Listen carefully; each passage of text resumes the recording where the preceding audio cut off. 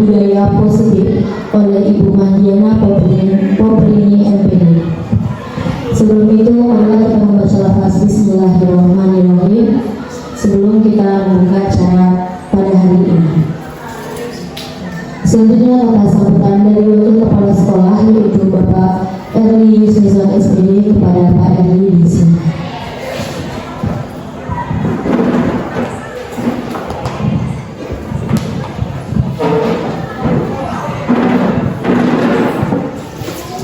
Bismillahirrahmanirrahim. Assalamualaikum warahmatullahi wabarakatuh. Waalaikumsalam warahmatullahi.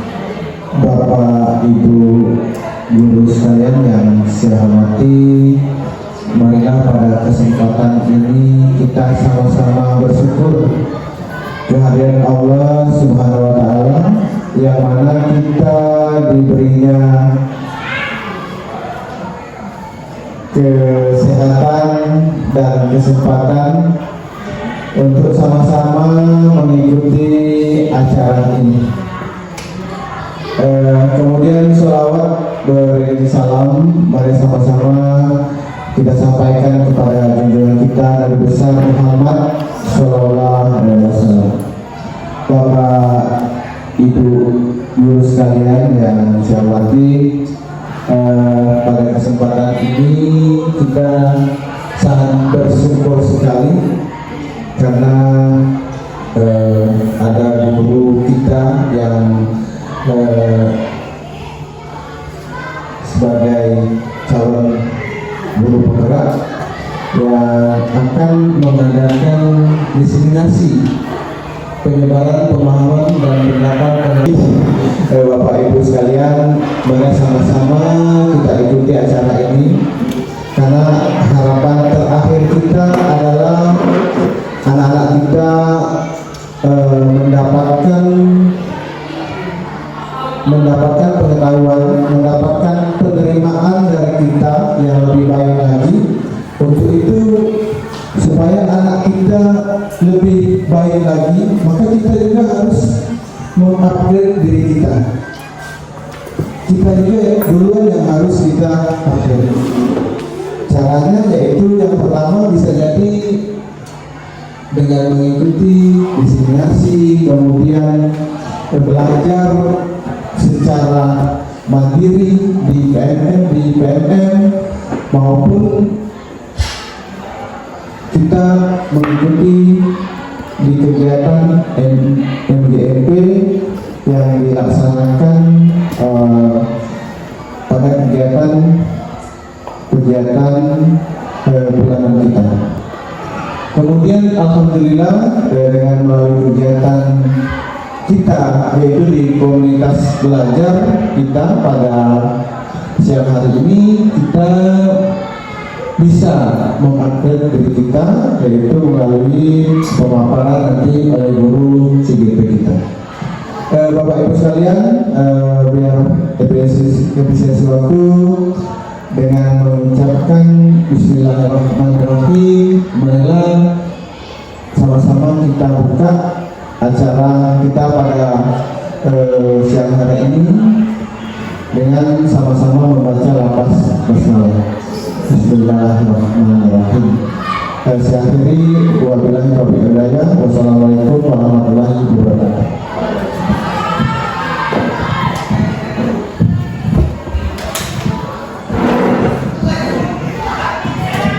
Terima kasih kepada Bapak Erli. Selanjutnya penyampaian materi tentang diseminasi menyebarkan pemahaman dan penerapan pengalaman budaya positif oleh Ibu Mahdiana Poprini MPD CGP Angkatan 2 SMP 04 Bengkulu Utara. Kepada Ibu Mahdiana disilakan.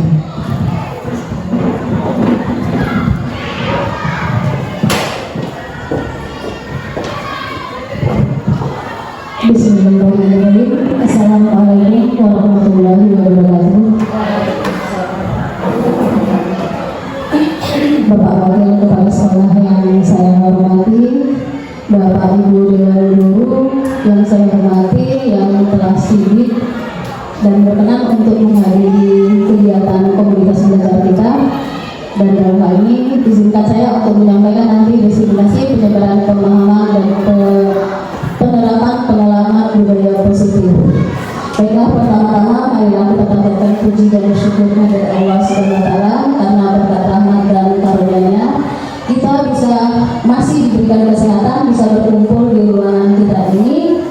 dalam keadaan sehat walafiat, nikmat yang luar biasa yang tidak bisa digantikan dengan apapun.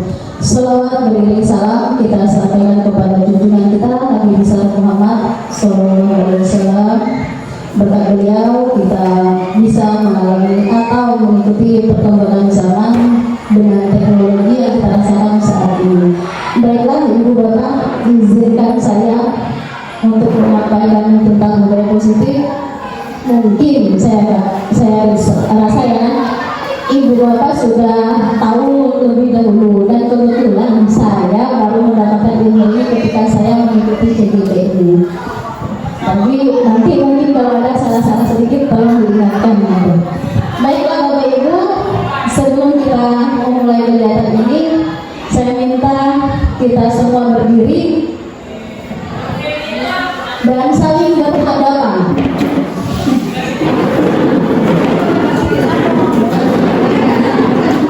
Supaya budaya positif itu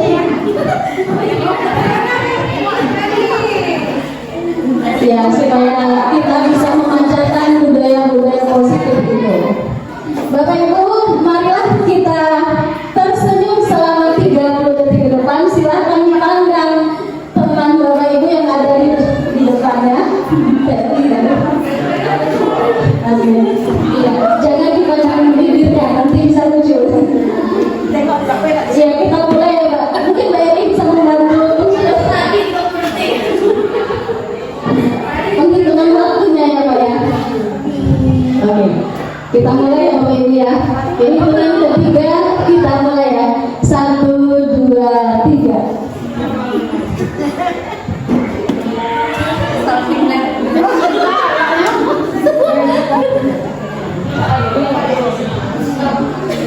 Pak Eli natap siapa? Oke, cukup Bapak Ibu. Oke, terima kasih. Kita coba dulu dengan ini. Oke, jadi dengan kita menatap teman-teman yang ada di depan kita, kita bisa mengembangkan budaya-budaya positif itu setidaknya. Baiklah Bapak Ibu, sebelum kita masuk, ini ada beberapa pertanyaan tematik. Nah, yang pertama, Bapak Ibu, kira-kira apabila kita menghukum anak itu bisa mendisiplinkan tidak ya?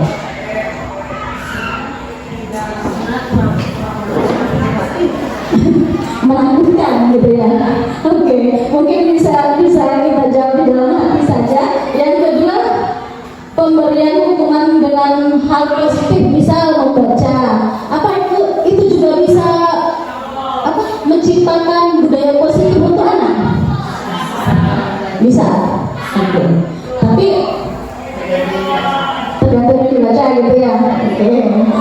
Yang ketiga, pemberian penghargaan apakah dapat meningkatkan motivasi mereka dalam belajar? Bisa. Oke. Inilah pertanyaan pemantik yang akan nanti mungkin akan kita bahas bersama dan secara detailnya. Oke, kita lanjut. Nah, berakar dari pendapat Ki Hajar Dewantara yang dikenal dengan KHD itu.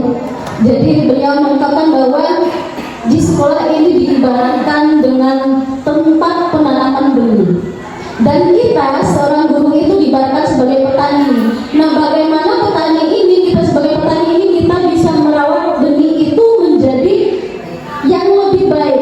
Kita bisa membersihkan hama-hamanya, bisa membersihkan ya. Biasanya rumput ya, banyak rumputnya. Itulah kita sebagai gurunya di situ. Kemudian juga kita di sekolah juga anak-anak itu diibaratkan sebagai, mereka menganggap sebagai tanah. Jadi bagaimana kita bisa membuat tanah itu menjadi subur. Jadi kitalah peran yang terbesarnya kita sebagai seorang guru itu diibaratkan sebagai seorang petani di situ. Oke Bapak Ibu ya, kita lanjut. Nah, di sini inti budaya positif nanti akan dibahas. Yang pertama itu perubahan paradigma baru, kemudian disiplin positif itu sendiri, nilai-nilai kebajikan. Yang keempat, kebutuhan dasar manusia. Jadi kita itu ada kebutuhan juga ya. Kemudian motivasi perilaku manusia, posisi kontrol, keyakinan kelas, dan ketiga restitusi. Oke. Ini kita masuk yang paradigma baru. Inilah yang dikatakan paradigma baru. Mungkin dulu kita dari kurikulum 13 sekarang kita ke kurikulum merdeka yang disampaikan oleh yang dicetuskan oleh Pak Menteri ya, Mas Menteri yang dikatakan oleh Mas Menteri. Nah di mana di situ dia lebih menekankan kepada profil Pancasila yang mengandung ada 6 elemen itu yang ditekankan di situ. Nanti diharapkan anak-anak bisa memiliki pengetahuan yang berkebinekaan global, mereka bisa inovasi, berketuhanan. Jadi 6 aspek itu. Jadi paradigma barunya yang itulah dari 6 itu. Kemudian budaya positif. Budaya positif inilah yang akan kita munculkan nanti, bagaimana kita bisa mewujudkan, memberdayakan anak-anak itu, mereka bisa memiliki rasa tanggung jawab, mereka bisa menjadi lebih mandiri. Nah sekarang tentunya timbul dalam benak kita mendengar kata disiplin. Kira-kira kita bayang dalam pikiran kita disiplin itu apa ya? Tepat waktu gitu ya. Ya, sesuai dengan aturan. Ya, itu yang terbaik dengan kita ketika kita berbicara tentang disiplin.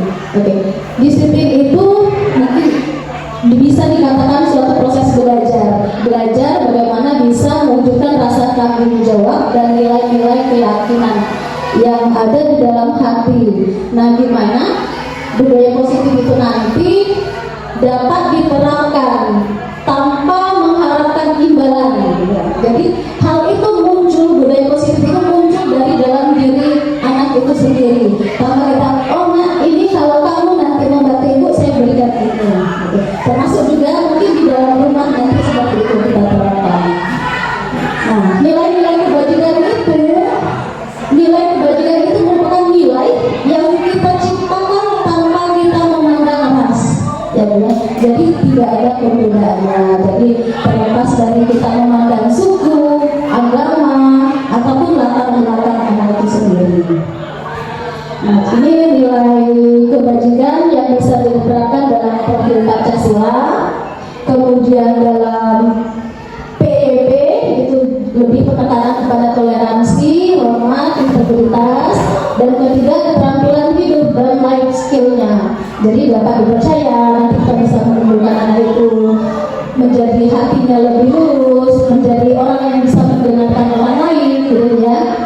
Nah, sekarang kita berbicara tentang kebutuhan dasar manusia. Nah, kebutuhan dasar manusia itu merupakan sesuatu yang kita lakukan untuk mendapatkan apa yang kita inginkan. Nah, kebutuhan dasar manusia itu ada 5, Bapak Ibu, termasuk yang saya lakukan sekarang ini. Salah satunya untuk memenuhi kebutuhan, bukan salah satunya, mungkin bisa semuanya. Yang pertama ini, yang pertama untuk bertahan hidup. Bertahan hidup itu kita dengan makan, minum, itu salah satu kebutuhan dasar. Kemudian kasih sayang. Nah, ini di sini saya merasakan adanya rasa kasih sayang karena di sini saya diterima, kemudian menjadi bagian dalam kelompok, kemudian adanya kerjasama, gitu ya. Kemudian adanya rasa penguasa atau power, kekuatan, ya kan? Bukan berarti harus memimpin, setidaknya untuk memberanikan diri untuk ke depan, untuk kita bisa tampil. Kemudian merasa kebebasan yang mandiri dan kesenangan. Ada rasanya, itu tadi kata Ibu, oh Ibu Diana bisa bercanda. Iya, saya sedang memenuhi rasa ini, kesenangan saya, kebutuhan dasar saya yang ini, saya coba penuhi. Jadi humor dengan teman-teman itu merupakan kesenangan. Oke, ini Bapak Ibu motivasi perilaku manusia. Itu yang saya katakan tadi, motivasi itu muncul, itu ada yang dari dalam dan ada yang dari luar. Nah, yang akan kita munculkan kepada anak kita yang ini, yang benar-benar munculnya itu dari internalnya, dari dalamnya.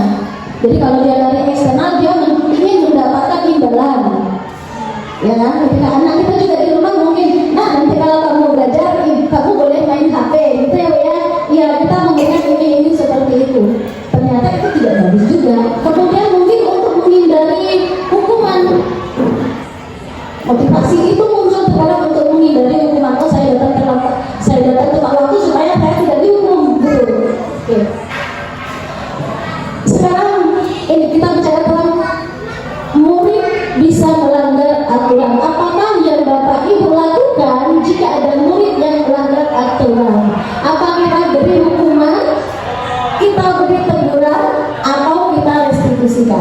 Kira-kira apa? Kalau dia melanggar restitusi. Oke. Gimana kedua kita berteguran dulu ya. Teguran dulu, kemudian dihukum. Ya, ya, kita seperti itu ya. Nah, kita bedakan dulu apa sih hukuman, konsekuensi, dan restitusi. Hukuman itu ini biasanya kita berikan tanpa kita memandang dulu, tanpa kita mencari alasan apa dulu, dan kita tahu kalau kamu terlambat kamu memang hukum. Itu sebenarnya seperti itu. Kemudian konsekuensinya kalau kamu menumpahkan air, kamu harus membersihkan meja. Itu sebagai konsekuensi. Nah, tapi jarang sekali kita melakukan di sini restitusinya. Kita tanyakan dulu, kemudian kita ajak ngobrol dulu anaknya, penyebabnya apa ya. Restitusi itu mungkin yang masih jarang kita lakukan. Oke, Bapak Ibu, ini kita coba dulu. Tindakan guru dan hukuman atau konsekuensi yang kita lakukan. Ketika anak mencatat 100 kali di dalam buku kalimat saya tidak akan terlambat lagi karena terlambat ke sekolah ya, itu kira-kira hukuman atau konsekuensi?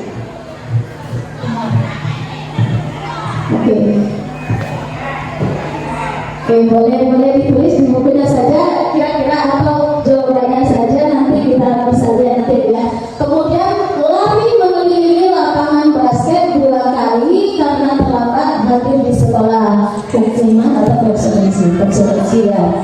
Kemudian murid diminta untuk push up 15 kali karena tidak menggunakan masker, konsekuensi. Kemudian menggantikan kertas tugas teman yang telah dicoret, hukumannya.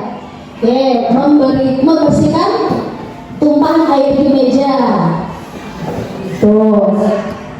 Kemudian murid disuruh untuk menggunakan sepatu sehari di sekolah karena tidak menggunakan sepatu hitam, hukuman. Lari mengelilingi lapangan basket 2 kali karena terlambat 10 menit, konsekuensi. Oke, coba kita lihat.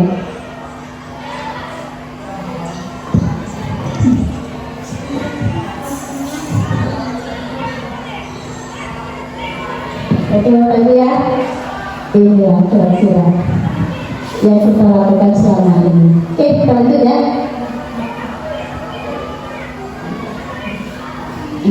Ini tadi yang targetnya ya kan, yang dikatakan hukuman dan lainnya itu tidak bagus kita lakukan.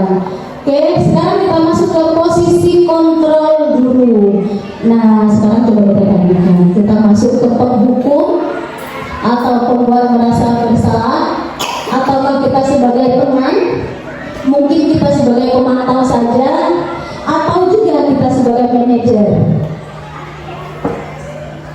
Ya, manajer ya, sebenarnya manajer ya. Ya, oke.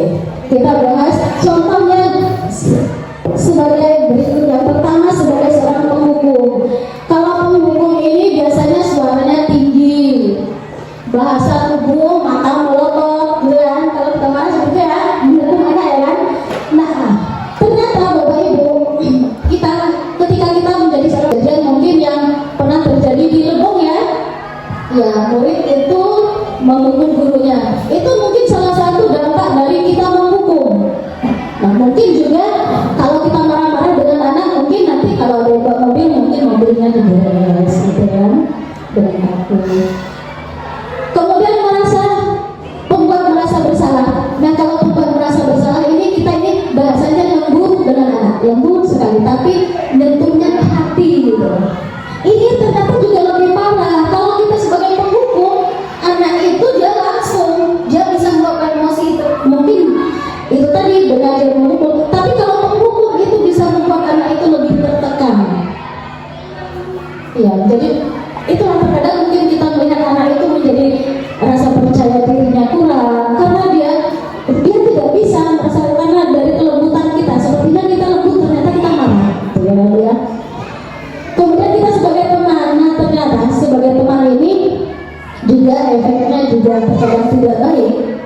Ketika anak melakukan kesalahan, kita ajak ngobrol, kita sesuaikan. Tapi lama-kelamaan anak ini berpikirnya, oh tidak apa-apa, ibu tidak akan marah.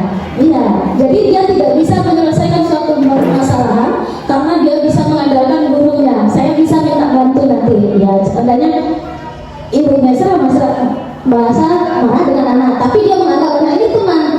Tapi ibu tidak marah-marah, ibu bicaranya ngobrolnya santai dengan anak. Tapi anak nanti, oh saya tidak takut, nanti kalau saya punya masalah saya bisa ditolong ibu gitu.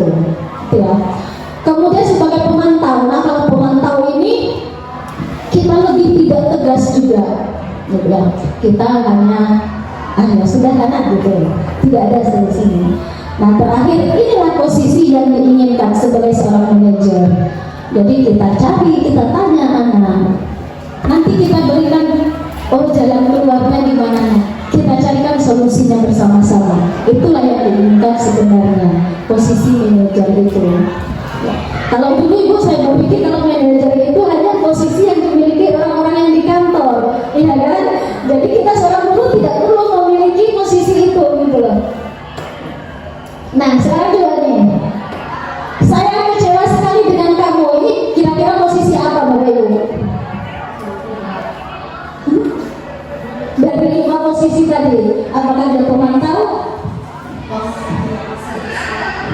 Membuat merasa bersalah ya? Oke, kita coba lihat dulu. Oke, benar sekali. Kemudian, kira-kira bagaimana kamu akan memperbaiki masalah ini? Kita bertanya dengan anak. Seandainya ada masalah, kita tanyakan seperti itu. Manajer ya? Oke. Kamu terlambat 5 menit. Apakah kamu sudah mengerti konsekuensinya yang dilakukan bila terlambat? Menghubung. Ternyata dia seorang pemantau, Bapak Ibu. Oke. Nah, Bapak Ibu sekarang kita masuk ke keyakinan kelasnya ini, Bapak Ibu. Nah, jadi pertanyaan, keyakinan kelas ataukah peraturan kelas ya? Keyakinan kelas ya? Iya. Oke.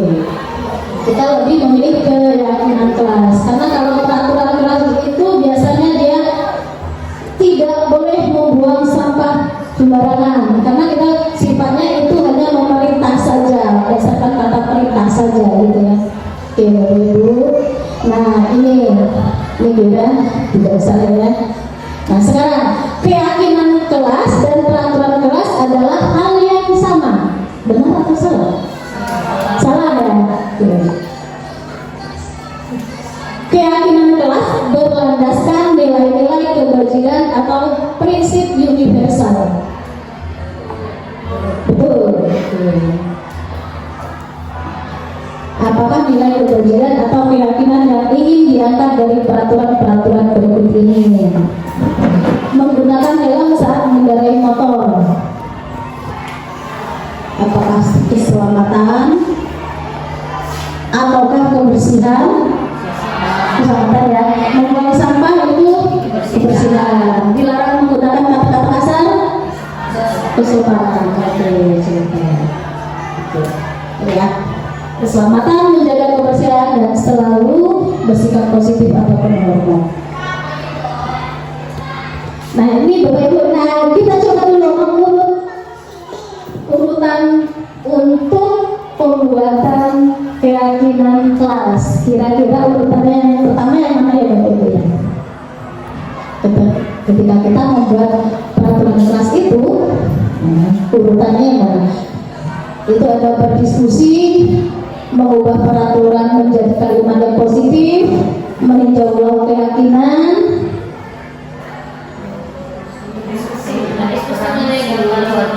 Berdiskusi dulu, terus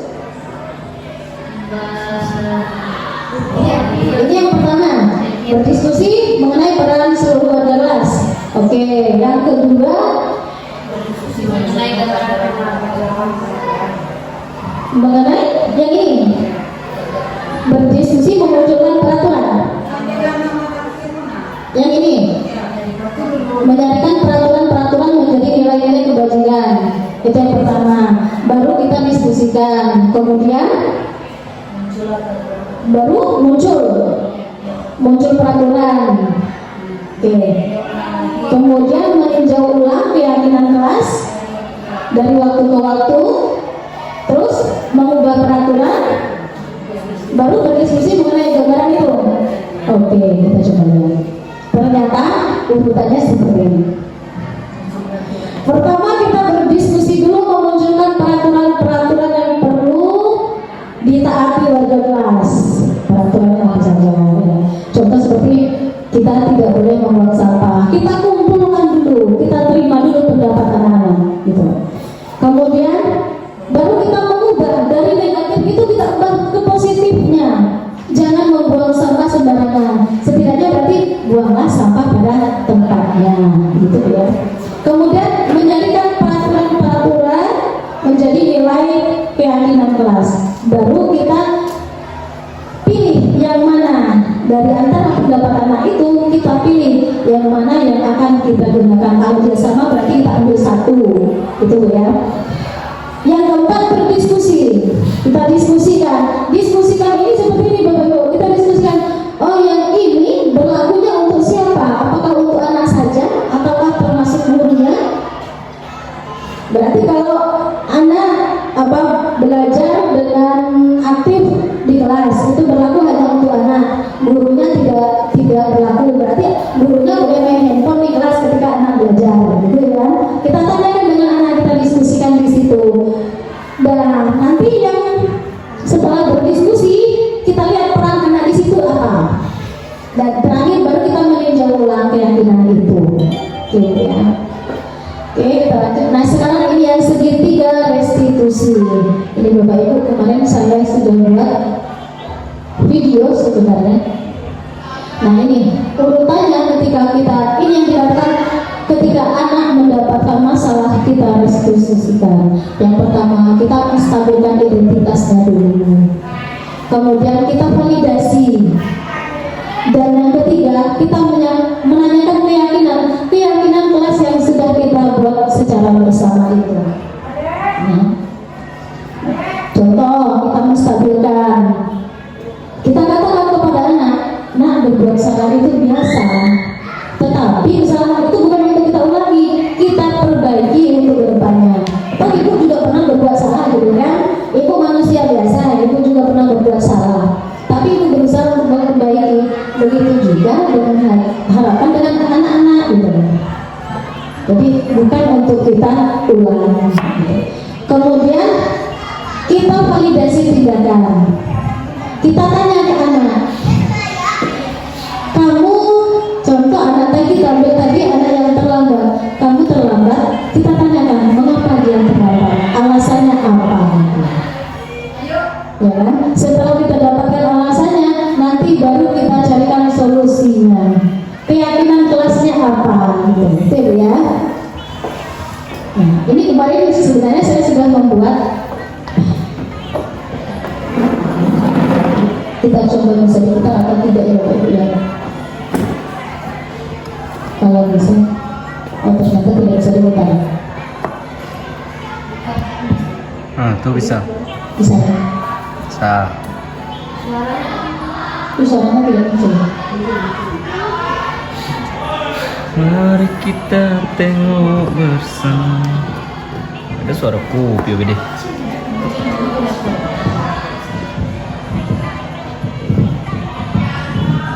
Ini yang saya lakukan kemarin Bu ya. Ini saya sudah coba lakukan. Oke Bu ya, kita lanjut saja ya. Nah, dan terakhir ini saya tutup. Nah, dari dalam kegiatan ini diharapkan nantinya.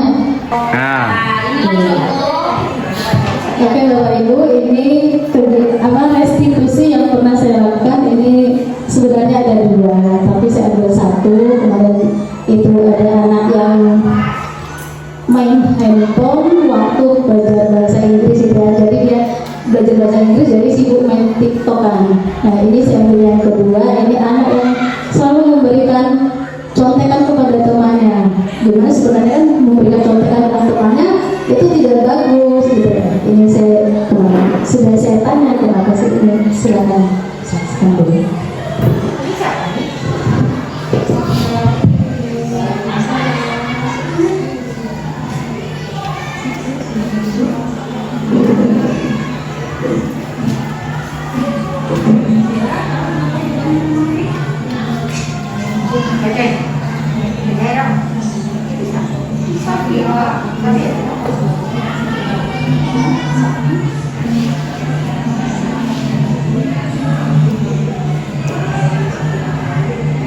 Ya, dengar.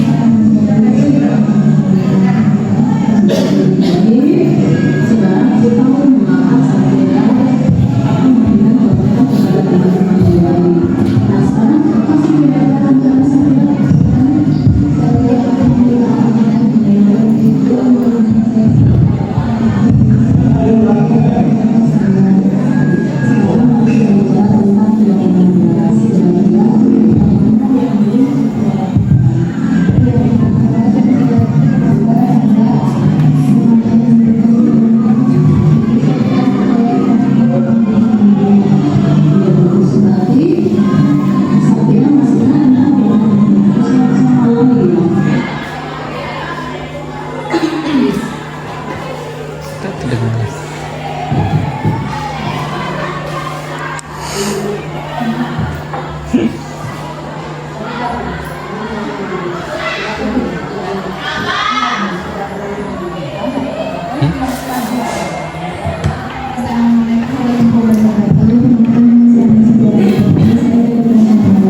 Terima kasih kepada Ibu Mandana karena saya telah diajak diskusi dengan beliau. Saya menyadari bagaimana memberikan sadar pada teman-teman sekalian adalah salah untuk mempertahankan menjual serta mencari kepada kemampuan diri sendiri. Saya berkomitmen untuk terus mengulangi masa depan, dan saya akan berusaha untuk menemukan kesepakatan bersama.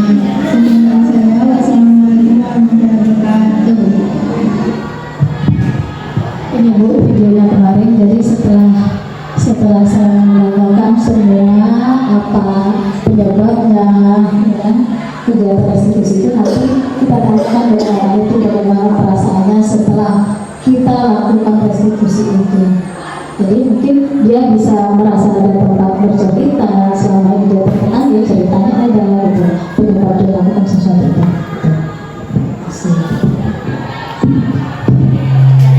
Untuk anak-anak kita, oh ternyata ketika kita melakukan hukuman itu tidak baik untuk anak, dan posisi kita tahu letak posisi kita gitu ya. Jadi selama ini terus terang saja dulu yang saya sampaikan tadi, saya baru mengetahui hal ini ketika saya mengikuti ini. Mungkin Bapak Ibu sudah lebih dulu tahu hal ini gitu. Itu ya. Oke, saya kira itu saja.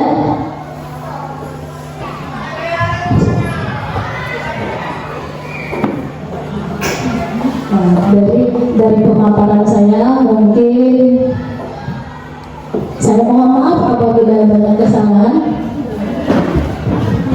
Mau masuk TV dia. Masuk RBTV. Ya, saya coba ulangi lagi yang penutupnya. Jadi dalam penerapan budaya positif, hendaknya guru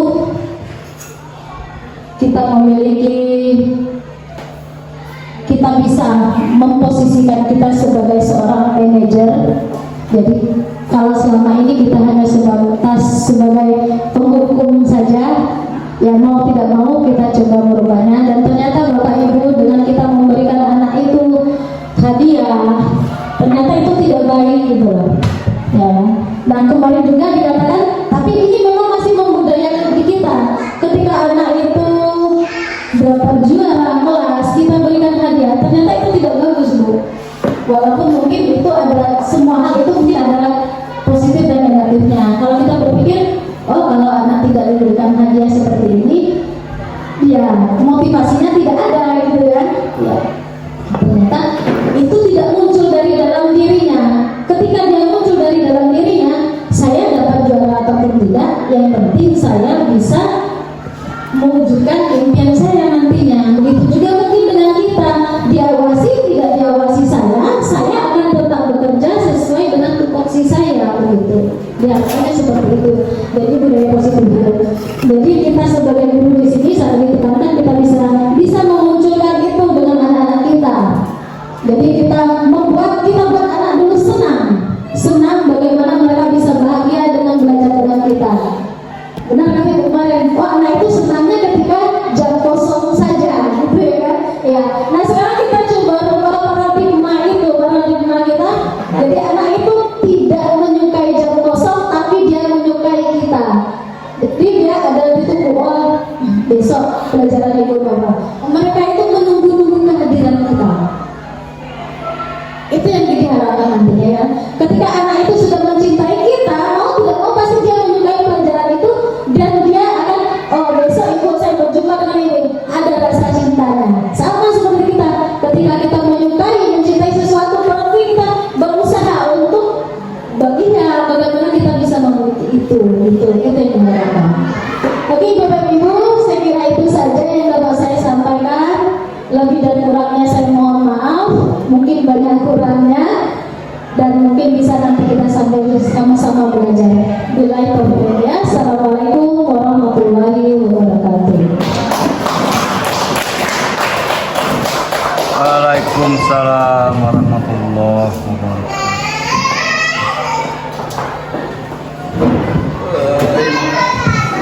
Mama.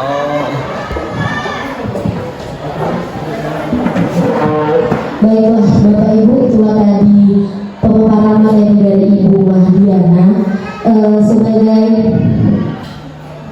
diseminasi disiplin positif terhadap siswa oleh guru.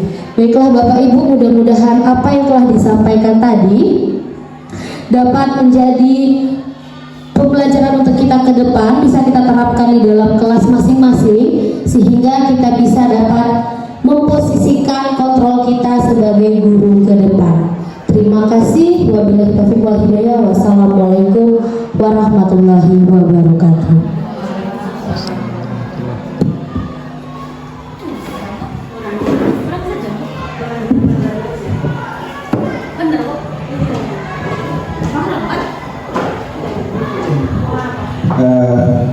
Bapak Ibu sekalian, kita sepertinya tadi harusnya memposisikan kita sebagai manajer ya, seperti itu.